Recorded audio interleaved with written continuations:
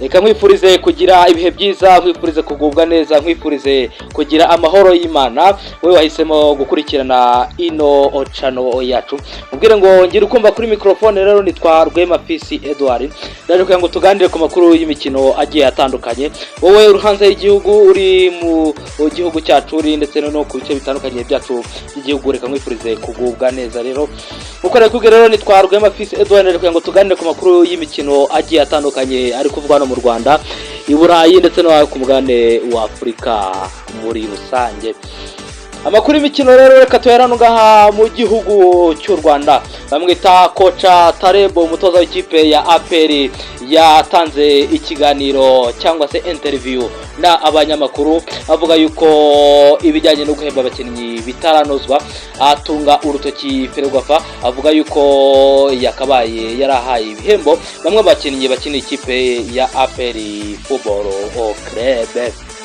Iyo televiziyo cyangwa se iki kiganiro cyagaragaye ku rwego rw'igihugu rw'itangazamakuru RBA, ahubwo bagaragazaga ubwo uyu mutoza yari mu myitozo ishyorongi, atanga ikiganiro n'itangazamakuru avuga yuko cyangwa anenga itangwa ry'ibihembo ryo muri Rwanda Premier League, ariko we yatunze urutoki Ferwafa.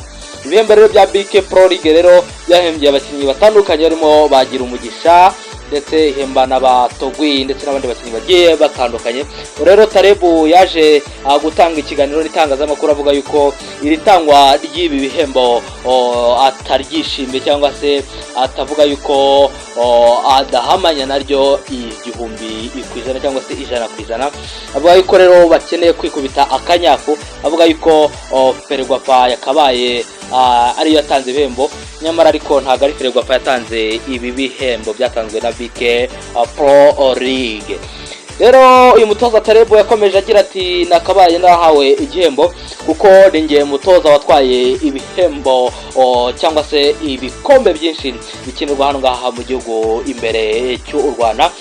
Avuga yuko rero umutoza wa Al Hilal atakagombye kuba yarahawe igihembo cy'umutoza mwiza mu gihugu cyacu cy'u Rwanda. Rero nayo ngayo rero Tarebo yagiye akomeje kugenda avuga rero anenga itangwa ry'ibihembo bya BK Pro League 2026. Amakuru tukirano mu Rwanda rero, andi makuru wari kugenda ahavugwa ni sesekara mu gihugu rya Gor Mahia yamaze kugera mu gihugu cyacu cy'u Rwanda. Ikipe yo mu gihugu cy'abaturanyi yamaze kugera mu gihugu cyacu cy'u Rwanda. Ikipe ya Gor Mahia iturutse mu gihugu cy'abaturanyi cyo muri Kenya yamaze kugera rero mu gihugu cy'u Rwanda kugira ngo ize gukina na ekipe ya Rayon Sport ku munsi w'igikundo cyangwa se umunsi bise Rayon Day.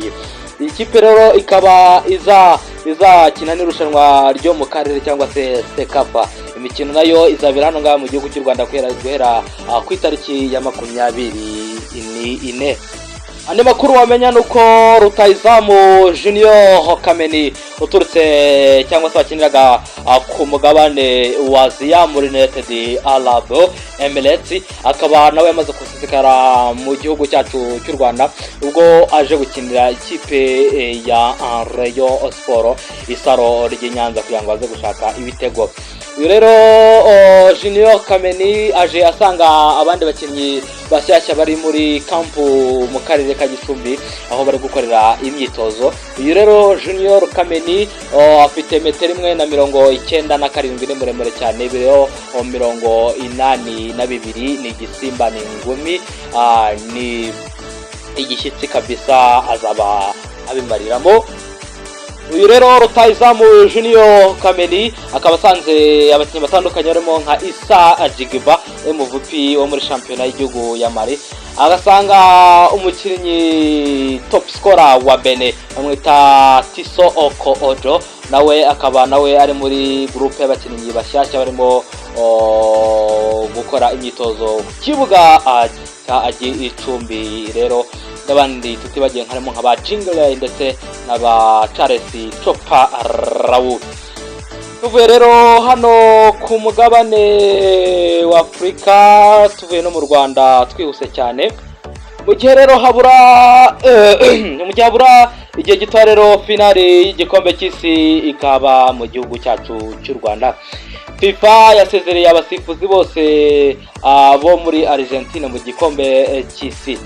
Abasifuzi bose bakomoka mu gihugu cya Argentine barimo basifura imikino y'igikombe cy'isi cya 2026 basezerewe mu irushanwa nyuma yaho ikipe yabo y'igihugu ya Argentine ageze ku mukino wa nyuma ubwo izahuriramo n'ikipe y'igihugu ya Espagne ya Lamine Yamal.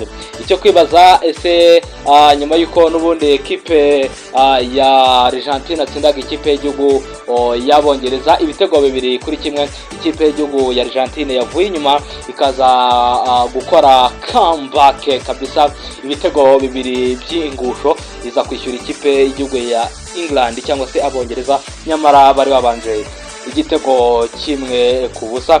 Ibitego rero bya Argentine rero byagizemo uruhare n'abakinnyi babiri bamwita Enzo Fernandez, akaba akina mu ikipe ya Chelsea, naho uwo bita Lautaro Martinez nawe aza kuza akubita mu gitego cya kabiri cy'ingusho cyishyurwa, aza gutuma ikipe rero ya Argentine yatangiye nabi umukino na England, iza kurangira itsinze ibitego 2-1. Na ikipe y'igihugu ya Espagne nayo nyuma yuko yakinaga n'ikipe y'igihugu y'Abafaransa ikaza kwisezera ku bitego 2 nabyo ku busa.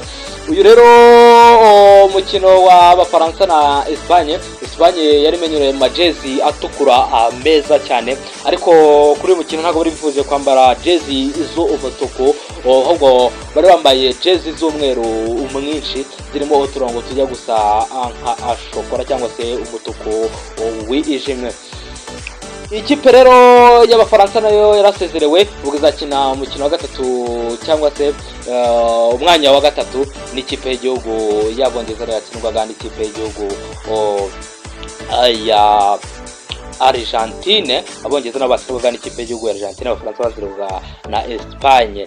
Ikitezwe rero ni finale tariki 19. Irushanwa ryatangiye ku itariki 11 z'ukwezi kwa gatandatu, rirasozwa muri weekend tariki 19, weekend igiye kuza, weekend y'ibirori, weekend irimo Rayon Day, weekend irimo finale y'igikombe cy'isi. Rero banyarwandakazi rero baturasi cyangwa se abantu mwese mutwisi na urubuga rwanyu, nicyo gihe kugira ngo murebe imikino myiza cyane iryoshye hagati ya Espagne ya Lamine Yamal ndetse na Leo Messi muri Argentine. Ese ku busesenguzi bwanyu murabona ikipe ya Espagne iheruka gutwara igikombe 2010 cyakirwaga ku mugabane wacu wa Afrika izongera gutwara igikombe cyakiniwe muri Leta Zunze Ubumwe za Amerika, Canada ndetse na Mexique?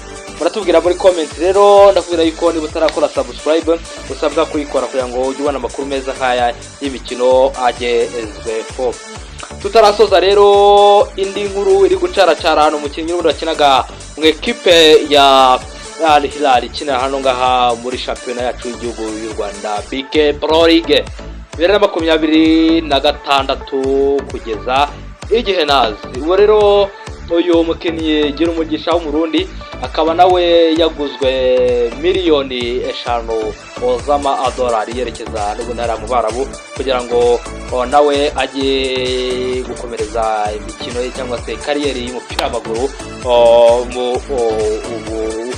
hariya muri Leta Zunze Ubumwe z'Abarabu. Rero indi nkuru nayo yacaracaraga nuko mu gihe ekipe ya Argentine y'igihugu dusubiye i Burayi, nuko mu gihe yakinaga n'ikipe ya England tekano wari wakajijwe cyane hariya aho bakinyaga muri Leta Zunze Ubumwe za Amerika.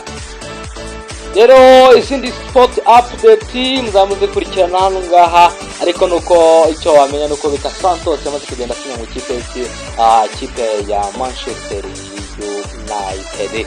Reka mbashimire rero, gusa icyo nakwibutsa nitwaga Rwema Peace Edward, muzajya mubana mu biganiro by'imikino bizajya bibera hano ngaha.